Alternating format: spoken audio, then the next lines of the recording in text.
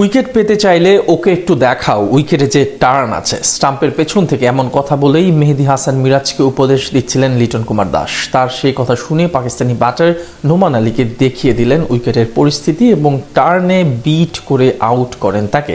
মিরাজ আর লিটনের এমন রসায়ন আর সেই ঘটনার বিস্তারিত থাকছে রিপোর্ট। একজন ওয়ানডে দলের অধিনায়ক, অন্যজন টি-20।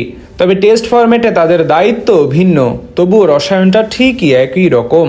উইকেটের পেছন থেকে লিটন যেমন দারুণ সব পরামর্শ দিয়ে বোলারদের উজ্জীবিত রাখছেন, তেমনি মিরাজ লাল বলে আস্থার প্রতিদান হয়ে আজ 5 উইকেট নিয়ে নিলেন। সেই সব ঘটনার সাক্ষী পাকিস্তানি স্পিনার নোমান আলীর উইকেটটি। দারুণভাবে মিরাজকে এক পরামর্শ দিয়ে তাকে আউট করান লিটন। বলেন তাকে আগে বুঝতে দেওয়া উচিত যে উইকেটে টার্ন আছে, এরপর ভীতি দেখিয়ে পরাস্ত করতে।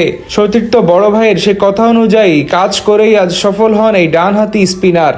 মিরপুরে প্রথম টেস্টের দ্বিতীয় দিন বল হাতে তেমন ভাবে পাকিস্তানি ব্যাটারদের কাছে পাত্তা পায়নি বাংলাদেশের বোলাররা। তবে আজ তৃতীয় দিন প্রথম থেকেই দারুণ বোলিং করেন মিরাজ তাসকিনরা। সফরকারীদের বলা চলে পুরোপুরি চেপে ধরেছিলেন এই দুইজন। সেখান থেকে মাঝে সালমান আলী আগা এবং মোহাম্মদ রিজওয়ান মিলে প্রতিরোধ গড়ে তুললেও বৃষ্টির পর 3 নম্বর সেশনে আবারও দারুণভাবে কামব্যাক করে বাংলাদেশ। সেখানে বল হাতে নৈপুণ্য দেখান মিরাজ এবং তাইজুল। এর মাঝে প্রতিপক্ষ ব্যাটার নোমান আলীর আউট ঘিরে ঘটে সেই মজার ঘটনা।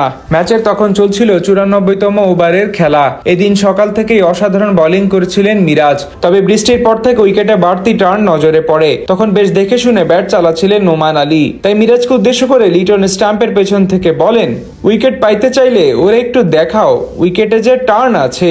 লিটনের সেই কথা শুনে তার কথা মতো জায়গা মতো বল করে বাড়তি টার্ন আদায় করে নেওয়ার চেষ্টা করেন মিরাজ। মূলত ব্যাটসম্যানের মনোবল নষ্ট করার জন্যই এমন পরামর্শ দিয়েছিলেন লিটন। এরপর তা শুনে আরো বেশি কার্যকরী হয়ে ওঠেন টাইগার স্পিনার। ফলস্বরূপ দেখা যায় সেই টার্নে নোমানকে পরাস্ত করেন তিনি।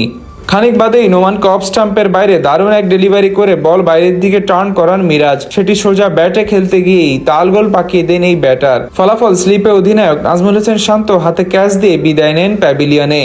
অর্থাৎ লিটনের সেই কথা শুনে ফাঁদে ফেলেন নোমানকে। এদিন পুরো ইনিংসে দুর্দান্ত বোলিং করেন মিরাজ। সেট হয়ে যাওয়া শাহিন আফ্রিদিকেও নিজের স্পিনে ফাঁদে ফেলেন এই ক্রিকেটার। সব মিলিয়ে নিজের ক্যারিয়ারের 7ম ফাইবার তুলে নেন তিনি।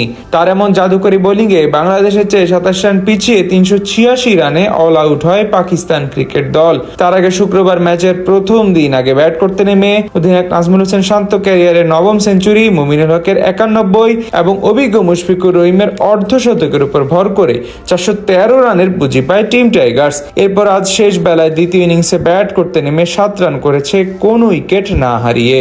উইকেটের পেছন থেকে লিটন যেমন দারুণ সব পরামর্শ দিয়ে বোলারদের উজ্জীবিত রাখছেন, তেমনি মিরাজ লাল বলে আস্থার প্রতিদান হয়ে আজ 5 উইকেট নিয়ে নিলেন।